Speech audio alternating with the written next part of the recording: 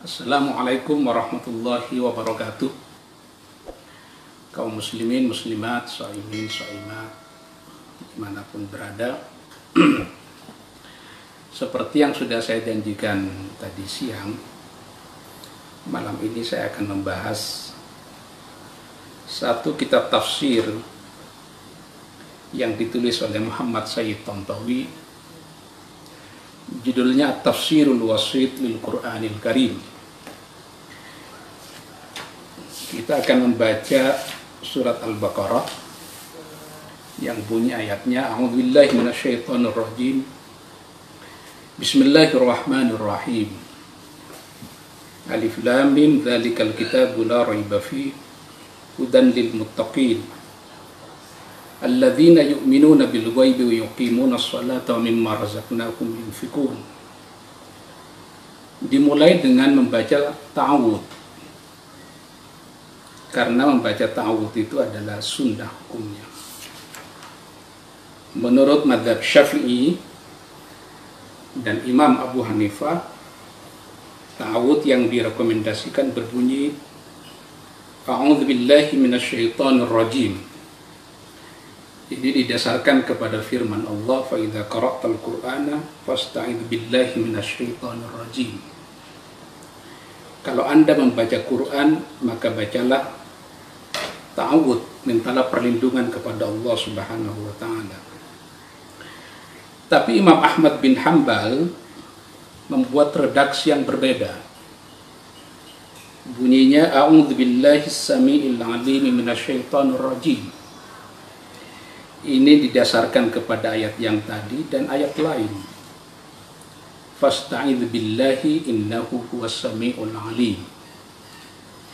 Bahkan Imam Ats-Tsauri dan Imam Al-Auza'i berkata, ta'awudz yang terbaik adalah a'udzu billahi minasyaitonir rajim.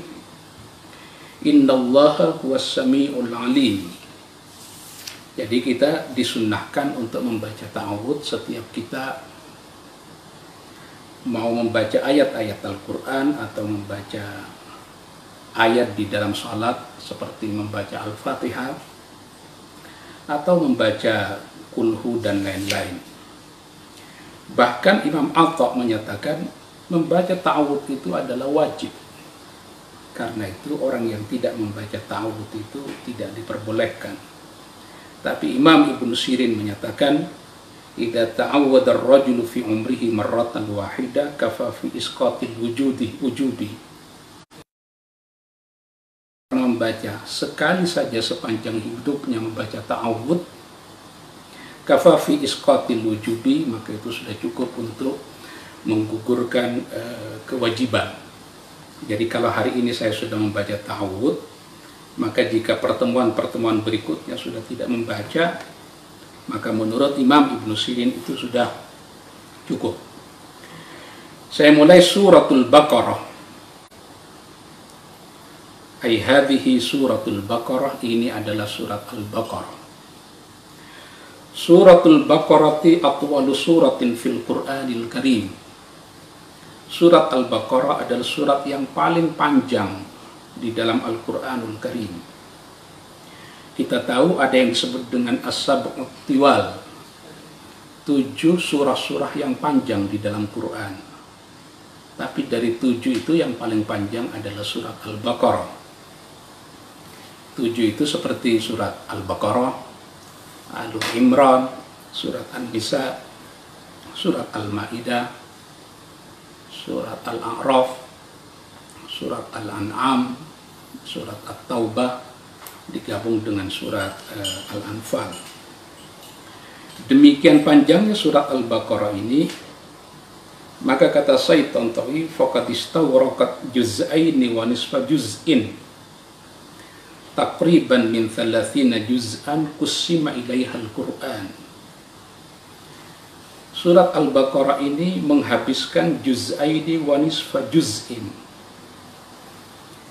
2,5 juz, hampir 3 juz dari 30 juz surah-surah di dalam Quran. Qusima ilaihal Qur'an, Saya membacanya kusima bukan kusima. Kalau kusima itu dibagi, kalau kusima dibagi-bagi. Jadi ikut wazan fa'ala yufa'ilu taf'ilan berfungsi untuk ditakfir, memperbanyak. Seperti qata'a itu memotong, kalau qata'a itu memotong-motong. Misalnya Allah berfirman di dalam Quran kasus Nabi Yusuf, walamma ra'ainahu akbarnahu wa qatta'na aydiyahunna. Qatta'a di situ bukan memotong tapi memotong-motong. Kusima ilaihal Qur'anu, 30 juz Al-Quran. Kusima dibagi-bagi ilaiha pada 30 juz itu Al-Qur'anu apa Al-Quran. Jadi surat Al-Baqarah ini surah yang paling panjang di dalam Al-Quran. Wa tablughu ayatuha sittan wa thamanina wa mi'atai ayah. Ayatnya berjumlah 286 ayat. Wakila ada yang berkata sab'un wa thamanuna wa mi'ata ayah, 287 ayat. Makanya panjang sekali. Wasumiyat bidzalika li'annaha infaradat bidzikri qissatil baqarati allati kullifa qaumu Musa bidzabhiha ba'da an qutila fihim qatilun wa lam ya'rifu qatilahu. Kenapa disebut dengan surat Al-Baqarah? Karena ini adalah satu-satunya surah di dalam Quran yang menceritakan mengenai kisah sapi betina. Karena Allah di dalam Quran di surat Al-Baqarah ini menyatakan innallaha ya'murukum an tadbahu baqarah. Allah menyuruh umatnya Nabi Musa untuk menyembelih sapi. Nanti kita bahas. Wa hiya madaniyatun bi ijma'il ara'i. Surat Al-Baqarah ini madaniyatun termasuk ke dalam kategori surat madaniyah. Artinya surah yang turun setelah Nabi hijrah ke Madinah. Karena kalau surat itu turun sebelum Nabi hijrah ke Madinah, ketika Nabi berada di Mekah, disebut dengan surat Makkiyah. Tapi ini surat Al-Baqarah adalah surat Madaniyah. Wa qad ibtada'a nuzuluha ba'da hijratin Nabi ilal Madinah. Surat Al-Baqarah ini turun sejak Nabi hijrah ke Madinah. Makanya ada ulama yang berkata bahwa ayat-ayat yang pertama kali turun ketika Nabi berada di Madinah adalah surat Al-Baqarah. Sementara ulama yang lain menyatakan bukan surat Al-Baqarah tapi surat Al-Mutaffifin. Wailun lil mutaffifin. Wa qad nazzala mu'addamuha fi sanawatil ula minal hijrah. Sebagian besar dari ayat-ayat di dalam surat Al-Baqarah ini turun pada tahun-tahun pertama ketika Nabi hijrah ke Madinah, sudah berada di Madinah. Wastamarra nuzuluha ila kubaili wafatin Nabi bi fatratin qalilah. Bahkan surat Al-Baqarah ini sebagian ayatnya turun membentang sejak Nabi pertama hijrah ke Madinah sampai kemudian beberapa bulan sebelum Nabi wafat, bi fatratin qalilah, beberapa hari sebelum Nabi wafat, sebagian dari surat Al-Baqarah ini diturunkan. Wa kanat akhiru ayatin fil Qur'ani nuzulan minha hiya qauluhu ta'ala. Surat yang terakhir turun dari Al-Quran adalah wattaqu yawman turja'una fihi ilallah thumma tuwaffa kullu nafsin ma kasabat wa hum la yuzlamun. Ini adalah ayat yang terakhir turun, yaitu wattaqu yawman turja'una fihi ilallah thumma tuwaffa kullu nafsin ma kasabat wa hum la yuzlamun. Bisa didengar suaranya?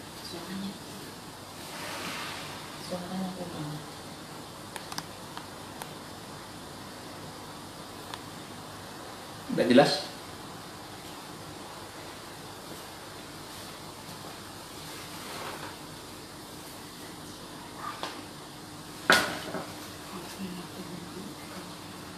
Masih kecil atau udah jelas?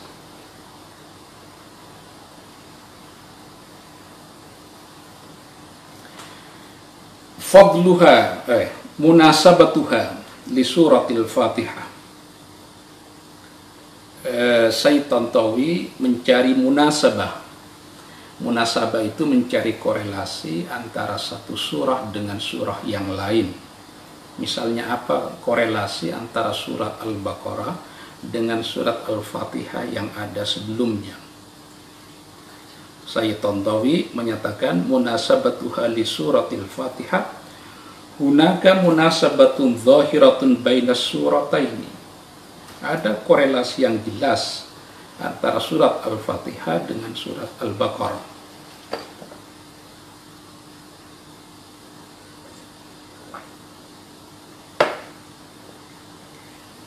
Lianna surat Al-Fatihati qad ishtamalat ala ahkamil uluhiyah wal ubudiyah wa talabil hidayati ila siratil mustaqimi istimalan ijmaliyan. Sudah jelas surahnya. Surat Al-Fatihah ini mencakup kepada hukum-hukum ketuhanan, ubudiyah ibadah, wa talabil hidayah, meminta petunjuk kepada Allah untuk diarahkan ila siratil mustaqim, pada jalan yang lurus. Tapi istimalan ijmaliyan, Al-Fatihah hanya membahas secara ringkas. Faja'at suratul Baqarati fafassalat tilkal maqasida, maka datanglah surat berikutnya yaitu surat Al-Baqarah yang menjelaskan mengenai tujuan-tujuan pokok yang ada di dalam surat Al-Fatihah itu.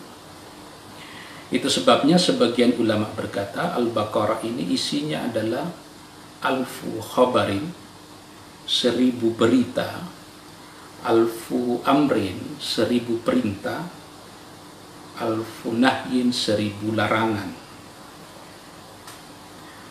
Wa wadzahat mashtamalat alaihi suratul Fatihah min hidayatin wa tawjihatin. Lalu surat Al-Baqarah menjelaskan hidayah-hidayah dan petunjuk-petunjuk yang secara ringkas disebutkan di dalam surat Al-Fatihah, lalu dijabarkan di dalam surat Al-Baqarah. Makanya Al-Baqarah itu menjadi tebal, tidak seringkas surat Al-Fatihah. Itu kalau dicari munasabahnya. Tapi kata Izzuddin Ibnu Abdissalam, kalau memang tidak ada korelasinya, tidak perlu dipaksakan. Jadi tidak boleh takalluf bil munasabah, memaksakan diri untuk mencari kaitan antara satu surah dengan surah yang lain. Fadluha, apa keutamaan dari surah Al-Baqarah ini? Ini fadluha, keutamaannya. Waqad warada fi fadli suratil Baqarati ahaditsu muta'addidatun. Waqad warada, datang, fi fadli suratil Baqarati, menjelaskan keutamaan surat Al-Baqarah, ahaditsu muta'addidatun, hadis-hadis yang beraneka ragam. Wa atharun mutanawwi'atun, dan beberapa athar yang bermacam-macam. Minha ma ja'a fi musnadi Ahmad wa sahihi Muslim wa Tirmidzi wa Nasa'i an Abi Hurairah. Hadisnya bunyinya begini. Anna Rasulullah sallallahu alaihi wasallam qala la taj'alu buyutakum kubura. Jangan jadikan rumahmu seperti kuburan. Fa innal baita alladhi tuqra'u fihi suratul Baqarati la yadkhuluhu syaitanu. Rumah yang di dalamnya dibacakan surat Al-Baqarah, la yadkhuluhu syaitanu, tidak akan dimasuki syaitan. Itu bagian dari keutamaan surat Al-Baqarah. Rumah yang sering dibacai surat Al-Baqarah tidak akan dimasuki syaitan. Warawa Ibnu Hibban fi sahihi an Sahal bin Sa'ad qala qala Rasulullah sallallahu alaihi wasallam, Rasulullah bersabda, inna likulli syai'in sanaman ini keliru kitab saya ya. Inna likulli syai'in sanaman. Segala sesuatu ada sanaman, ada intinya, ada bonggolnya. Jadi kalau kita makan jagung itu ada bonggolnya. Wa inna sanamal Qur'ani al-Baqarah. Inti dari Al-Quran itu, bonggolnya Al-Quran itu adalah Al-Baqarah, surat Al-Baqarah. Wa inna man qara'aha fi baitihi lam yadkhulhu syaitanu thalatha layalin. Orang yang membaca surat Al-Baqarah di rumahnya, lam yadkhulhu syaitanu, tidak akan masuk ke dalam rumah itu, syaitan tidak akan masuk ke dalam rumah itu, thalatha layalin, 3 hari. Wa man qara'aha fi baitihi naharan, barang siapa yang membaca surat Al-Baqarah di rumahnya pada siang hari, lam yadkhulhu syaitanu thalathata ayyamin, tidak akan dimasuki syaitan selama 3 hari. Ini keutamaan dari surat Al-Baqarah. Walaupun nanti para ulama berselisih, boleh nggak sih kita berpendapat surat ini atau ayat ini lebih utama ketimbang surat itu atau ayat itu. Misalnya As-Suyuti di dalam kitabnya Al-Itqan fi Ulumil Quran membahas secara tersendiri fi afdalil Qur'ani wa fadilih, ayat utama dan yang lebih utama. Ikhtalafan nasu hal fil Qur'ani syai'un afdalu min syai'in, kata As-Suyuti, para ulama berselisih, ada tidak di dalam Quran sesuatu yang lebih utama dari sesuatu yang lain. Abul Hasan Al-Asy'ari, Qadhi Abu Bakar Al-Baqillani dan Ibnu Hibban menyatakan kita tidak boleh mengunggulkan satu ayat dan mengalahkan ayat yang lain. Li'annal jami'a kalamullah, karena semuanya adalah kalamullah. Misalnya surat Yasin tidak bisa dipandang lebih utama ketimbang surah yang lain. Ayat Kursi tidak bisa kita katakan lebih utama ketimbang ayat yang lain. Ini pendapat yang dikemukakan oleh Al-Imam Abul Hasan Al-Asy'ari, Abu Bakar Al-Baqillani, dan Ibnu Hibban. Tapi kata ulama yang lain, seperti Izzuddin Ibnu Abdissalam, kata beliau, kalamullahi fillahi afdalu min kalamihi fi ghairihi. Kalam Allah yang berbicara tentang Allah itu lebih utama ketimbang kalam Allah yang tidak berbicara tentang Allah. Faqul huwallahu ahad afdalu min tabbat yada abi lahab. Maka qul huwallahu ahad itu lebih utama ketimbang tabbat yada abi lahab wa tab. Karena qul huwallahu itu berbicara tentang Allah, tabbat yada abi lahab wa tab itu tidak berbicara mengenai Allah, mengenai kecelakaan celakanya Abu Lahab. Abu Lahab ya, ini satu-satunya nama di dalam Quran yang menggunakan kunyah itu hanya Abu Lahab. Yang lain tidak ada. Kunyah itu dimulai dengan Abu Lahab, bukan nama aslinya. Ini satu-satunya nama di dalam Quran yang menggunakan kunyah, yaitu Abu Lahab itu.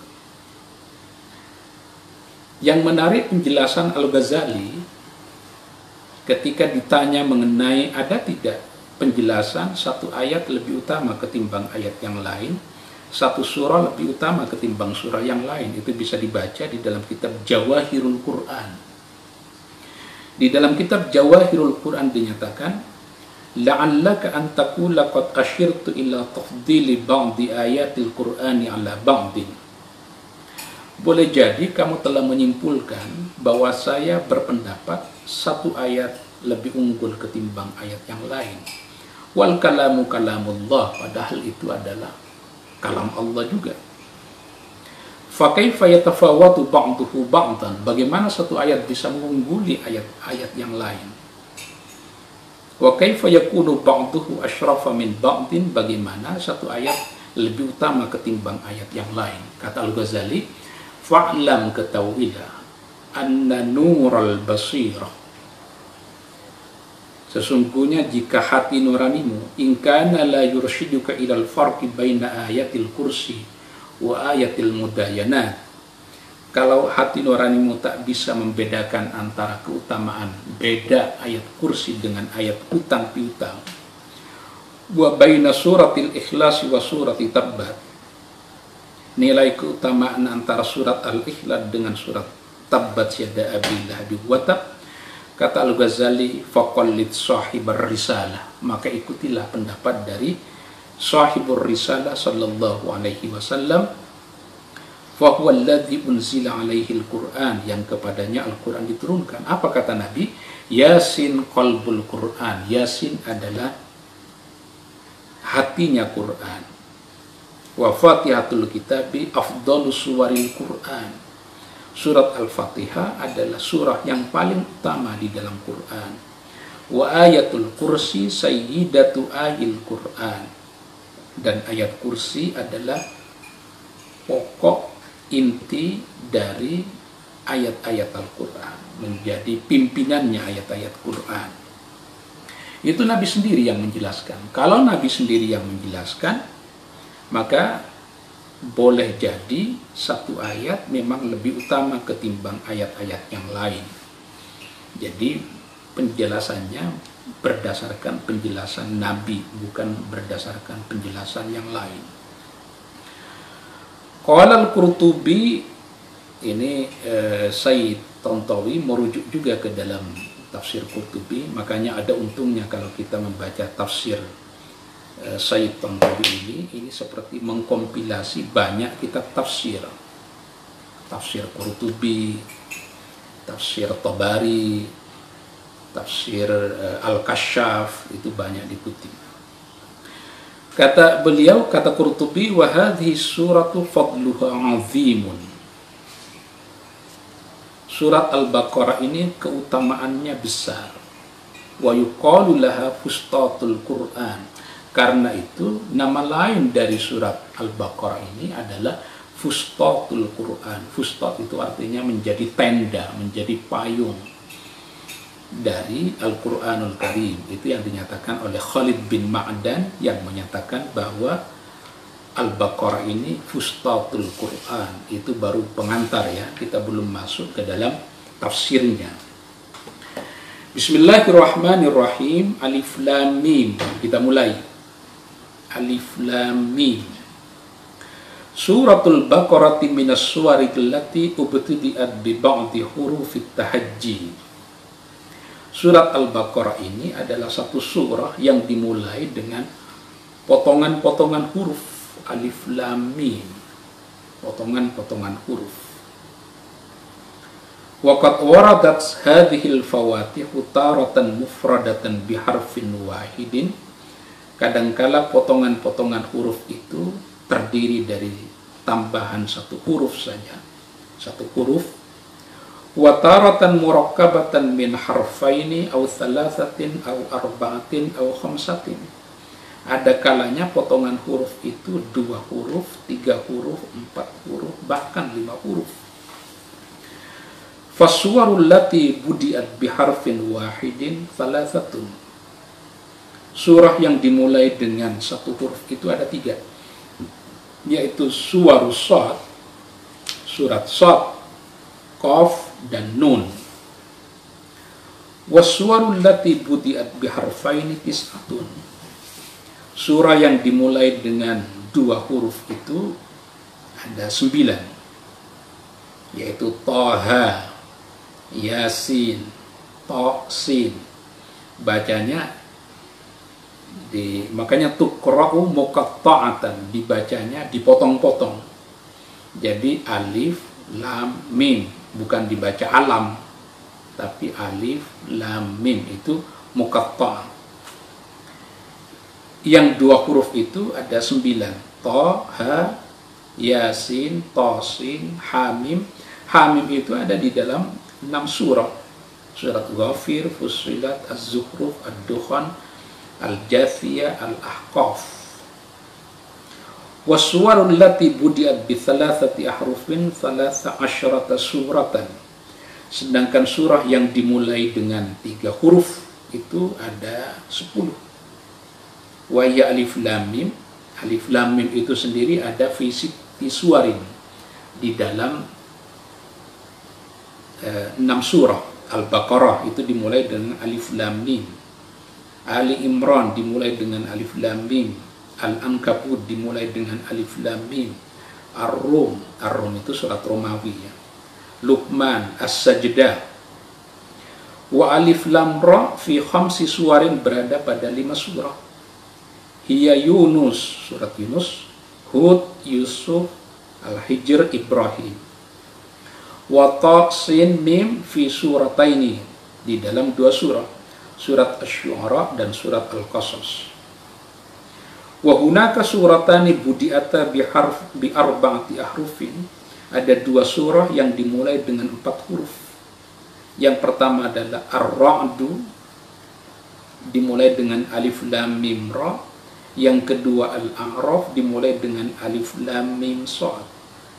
Wa suratani aidan budi'ata bi khamsati ahrufin, dan ada 2 surah yang dimulai dengan 5 huruf. Seperti surat Maryam dimulai dengan kaf ha ya ain shad. Wasyura, surat Asy-Syura dimulai dengan ha mim ain sin qaf. Fayakunu majmu'us suwarillati uftutihat, bisa dibaca uftutihat, bisa dibaca iftatahat. Karena iftatahat ini ikut wazan ifta'ala. Kalau di dalam nazam maksud santri-santri kan tahu tuh. Kullu khumasi lazimun illa ta'al tafa'ala qadih tamak. Ada 3 wazan di dalam fi'il khumasi yang boleh muta'addi, boleh lazim, yaitu wazan tafa'ala, dan ifta'ala. Ini bagi santri-santri itu yang untuk mengingat pelajaran di pesantren dulu. Waqad waqa'a khilafun bainal ulama'i fil ma'nal maqsudi bitilkal hurufil muqatta'ati allati uftutihat biha ba'du suwaril qur'aniyah. Para ulama berselisih mengenai apa yang dimaksud dengan potongan-potongan huruf di awal surah-surah tadi itu. Wa yumkinu ijmalu khilafihim fi ra'yaini ra'isaini. Kalau dikategorisasikan, kata Sayyid Tantawi, sekurang-kurangnya ada 2 pandangan pokok yang membedakan antara satu ulama dengan ulama yang lain. Ar-ra'yul awwalu yara ashabuhu, menurut pendapat ulama yang pertama, annal ma'nal maqsuda minha ghairu ma'rufin, makna dari potongan-potongan huruf yang kita sebut al-huruful muqatta'ah ghairu ma'rufin, tidak bisa diketahui.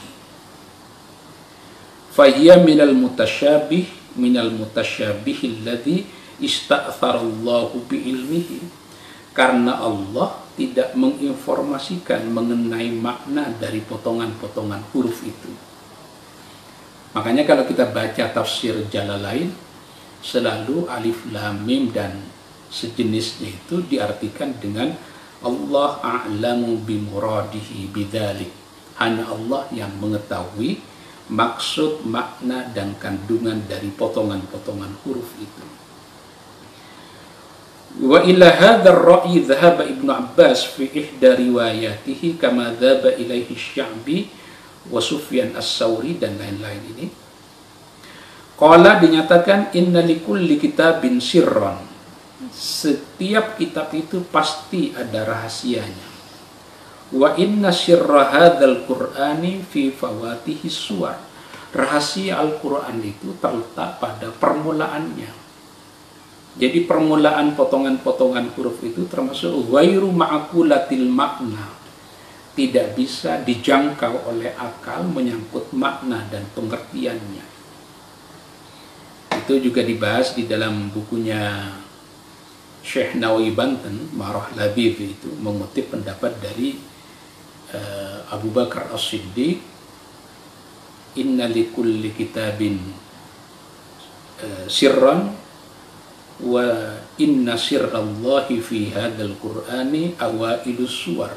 Jadi permulaan dari surah itu menjadi rahasia Allah saja. Wa yurwa an Ibnu Abbas annahu qala ajazatil ulama'u an idrakiha. Para ulama tidak mungkin mengetahui apa yang dimaksud dengan potongan-potongan huruf itu. Kata Imam Ali radhiyallahu anhu, inna likulli kitabin safwah. Setiap kitab pasti ada intinya, ada saripatinya. Wa safwatu hadzal kitabi hurufut tahajji. Inti dari kitab Al-Qur'an ini adalah hurufut tahajji, potongan-potongan huruf itu. Alif, lam, mim dan lain-lain itu. Ini pendapat ulama pertama yang menyatakan potongan-potongan huruf di dalam Quran itu ghairu ma'rufin, ghairu ma'qulatil makna. Andal maksuda minha ghairu ma'ruf. Jadi makna dan pengertiannya tidak bisa difahami. Tapi ammar ra'yu tsani fayara ashabuhu, menurut ulama yang kedua, andal maksuda minha ma'lumun. Maksud dari potongan-potongan huruf itu sebenarnya maklum, bisa diketahui. Wa innaha laysat minal mutasyabih. Potongan huruf itu tidak termasuk ke dalam kategori ayat mutasyabih. Bagi yang tidak familiar dengan diskusi-diskusi ulumul Quran, penting dijelaskan bahwa Quran itu ada yang disebut dengan ayat muhkam, ada yang disebut dengan ayat mutasyabih. Ayat muhkam itu ayat yang bisa segera difahami makna dan pengertiannya. Ayat mutasyabih, ayat yang tidak segera difahami makna dan pengertiannya. Menurut ulama yang kedua, al-huruful muqatta'ah itu laisat minal mutasyabih, tidak termasuk ayat mutasyabih. Alladzi ista'tharallahu bi'ilmihi. Jadi para ulama bisa menjangkau makna tafsir dari potongan-potongan huruf itu. Lalu apa makna dari potongan-potongan huruf itu? Itu As-Suyuti di dalam Al-Itqan mengumpulkan ada 20 pendapat para ulama mengenai potongan-potongan huruf di dalam Quran itu. Nah, Said Tantawi hanya menukilkan 5 pendapat dari 20 pendapat yang dinyatakan As-Suyuti mengenai makna dari potongan-potongan huruf itu. Hurufa asma'un lisuwar. Potongan-potongan huruf itu adalah nama lain dari surah itu. Jadi nama lain dari surat Al-Baqarah itu adalah surat Alif Lam Mim. Apa dalilnya? Bidalili qaulin Nabi, berdasarkan sabda Nabi, man qara'a Hamim As-Sajdah, barang siapa yang membaca surah Hamim As-Sajdah, hufidha illa an yusbiha, akan dijaga oleh Allah sampai masuk waktu subuh. Jadi Hamim As-Sajdah itu menjadi nama dari satu surah. Wakila inna hadhil hurufa qad ja'at hakadha fasilatan lidalalati ala inqidha'i suratin wa ibtida'i ukhra. Sebenarnya potongan-potongan huruf itu datang sebagai fasilah, sebagai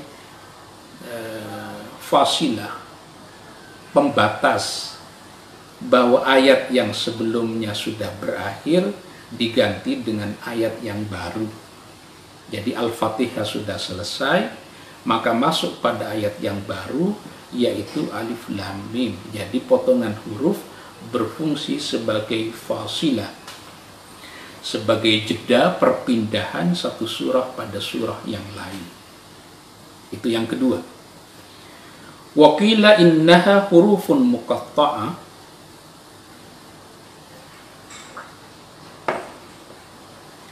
Innaha hurufun muqatta'ah ba'duha min asma'illahi ta'ala. Potongan-potongan huruf itu sebagiannya adalah menunjuk pada nama-nama Allah. wa ba'duha min sifatihi, dan sebagiannya menunjuk pada sifat-sifat Allah. Famathalan alif lam mim asluha, alif lam mim itu kepanjangannya, alif artinya ana, aku, lamnya itu Allah, mimnya itu a'lamu, aku Allah yang paling tahu terhadap makna dan kandungan dari Quran itu. Jadi alif lam mim itu kalau dibuka maknanya anallahu a'lamu. Ini kalau ingin tahu rahasia dari makna-makna potongan-potongan huruf ini, di samping di dalam kitab Al-Itqan fi Ulumil Quran yang ditulis oleh As-Suyuti, juga bisa dibaca di dalam kitab Haqa'iqut Tafsir yang ditulis oleh As-Sulami. Walaupun sebagian ulama menyatakan, ya termasuk Imam Ibnu Shalah menyatakan, barang siapa yang menyangka bahwa Haqa'iqut Tafsir itu adalah tafsir, maka dia sudah bertumpu kepada tafsir yang menyimpang. Jadi kalamus sufiyya fil Qur'ani laisa bitafsir. Menurut As-Suyuti, pembicaraan seorang sufi mengenai tafsir Quran itu bukan tafsir, tapi bisa dijelaskan di tempat yang lain. Wa qila innaha ismullahil a'zam. Ada yang berkata potongan-potongan huruf itu nama Allah. Ila ghairi dzalika min al-aqwali allati la takhlu min maqalin wallati awsalaha as-Suyuti fil itqan ila akthar min 20 qawlan. Dan pendapat-pendapat lain yang mencoba membongkar, menafsirkan makna di balik potongan-potongan huruf itu. Tapi yang menarik penjelasan dari Sayyid Tantawi, wa la'alla aqrabal ara'i ila as-sawabi an yuqala, pendapat yang paling mungkin dekat pada kebenaran, kata Sayyid Tantawi, pendapat itu begini: inna hadhil hurufal muqatta'ata qad waradat fi iftitahi ba'd as-suwari lil ish'ari bi anna hadzal Qur'an alladhi tahadda Allahu bihil musyrikina huwa min jinsil kalamil murakkabi min hadhil hurufi allati ya'rifunaha.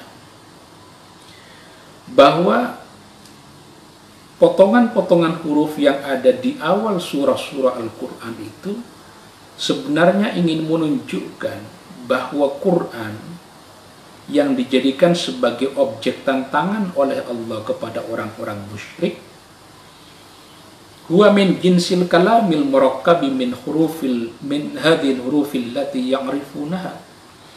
Quran itu terdiri dari rangkaian huruf-huruf dari kalam yang tersusun seperti kalamnya orang-orang Arab.